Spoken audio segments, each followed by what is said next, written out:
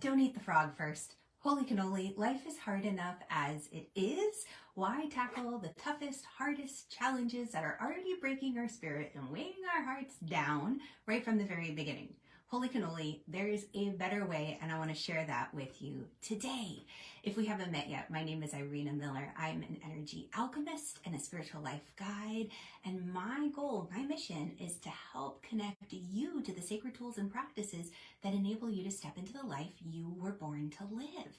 And this is a big one. So yes, the tough projects, they weigh on our soul, we procrastinate, we put them off, they drain us energetically, wah, wah, wah. But here's the thing. Let me share a little story with you about what happened with one of my energy alchemist students, where she realized she could use this very wonderful secret recipe that I'm sharing with you today, 3 simple steps to harness the energy of the moon and stop beating herself up and feeling guilty every time she walked by these undone tasks.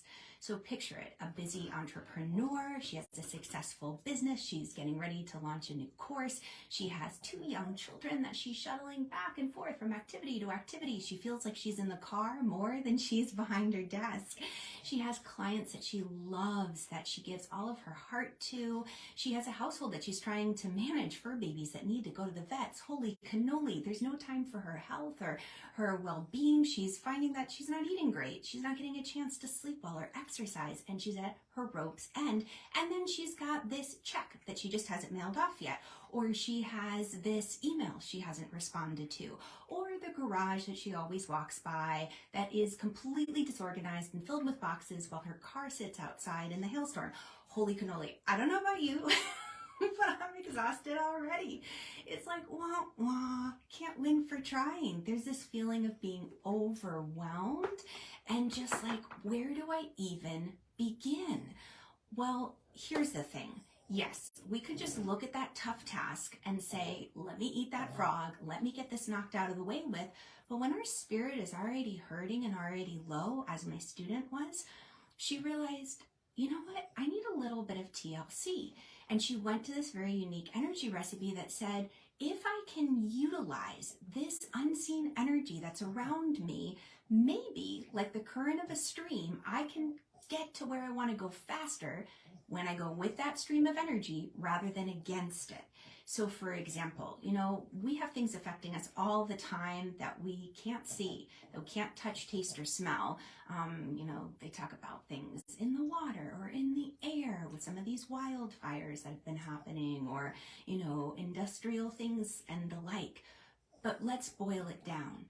Utilize these unseen benefits to your advantage, your friends in high places, specifically what's happening with the moon. The moon has a big effect on people. It has an effect on the tides of the oceans. Ask any teacher when there's a full moon. You're going to have a room full of unruly kids. Ask the doctors and nurses in the hospital. Both of my babies were born on full moons. Holy cannoli. Ask the police officers. Things seem to get a little bit more wild. Ask the farmers. They tend to their harvest and they plant according to the cycles of the moon. The moon affects us. So my client, what she did was she said, all right, listen, I've got these things that are weighing me down, but what does my spirit need most? How can I step into the stream of energy and utilize the moon to help me? Because it's obviously affecting me in this process as well. So she took note that the moon was new. That's the first thing you want to do, is what phase is the moon in? And my energy alchemists all have access to that, my Inside of the Moon journal.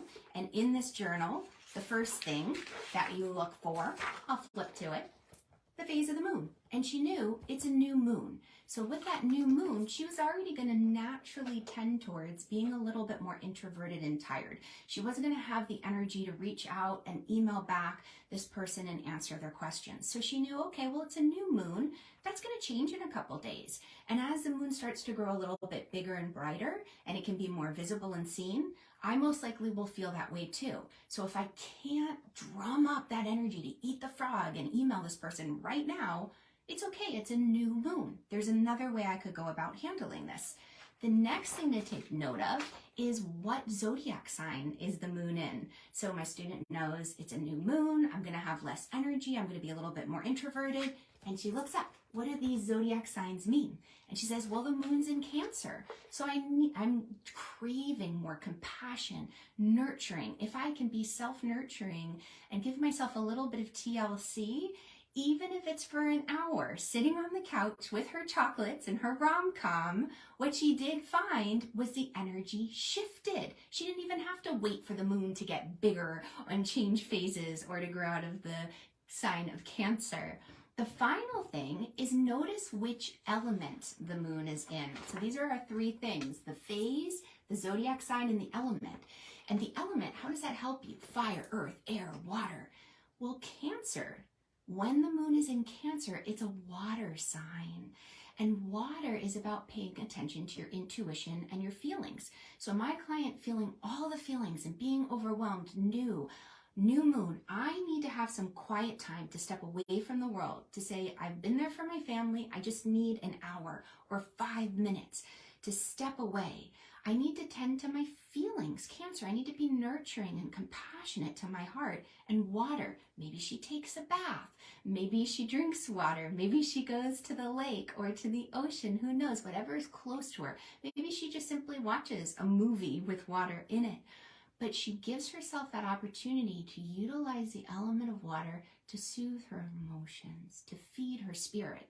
And as my client and student discovered this last weekend, she was able to, within that hour, shift her energy just by recognizing and saying, wow, I can work with these unseen energies around me in 3 simple ways, just noticing what phase is the moon in, what zodiac sign, and what element is that connected to, so that I can shift my energy. Because yes, it's wonderful when we can wait until all the stars align before we make these big changes and eat those frogs.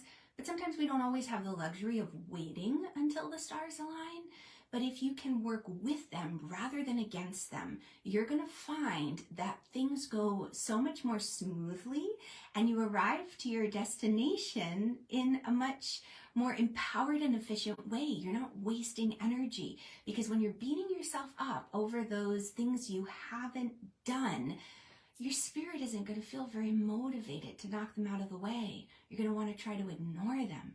So first, take a moment to notice the energetic weather. What's the moon doing? How can you use it to help you? That's why I created the journal. The journal is to help empower you to spot the patterns, the tendencies, to notice how the moon affects you, so that you can say, wow, in the future, I know in this month, moon's in Cancer, I'm going to schedule some extra TLC time for myself. Moon's in Capricorn, no problem. That's a no crying in baseball. We got to get down to brass tacks, and this is business. It's not personal. They're very wonderful at saying there's no use crying about it. What's that going to do? Let's come up with a plan. And then the Cancer energy is like, no, but I need to be with my feelings. I say that with all love because my moon's in Cancer, so I'm like the crying one. I rely on my Cancer friends to get me in shape and say, come on, pull up your pants and let's go for this. We'll find a plan. You're just wasting time crying. But hey, if the moon's in Cancer, take that time to cry, eat your chocolate, and then you'll find the tide shift. So if this has helped you, then definitely please share it with a friend so that they also can become empowered and stop beating themselves up. The world is a much happier place when we get out of that struggle and we get into joy. I love having you here with me, so definitely give me a quick hello. Let me know where you're watching from, where in the world, and I'll catch you all here next week at noon. Lots of love. Thanks for playing.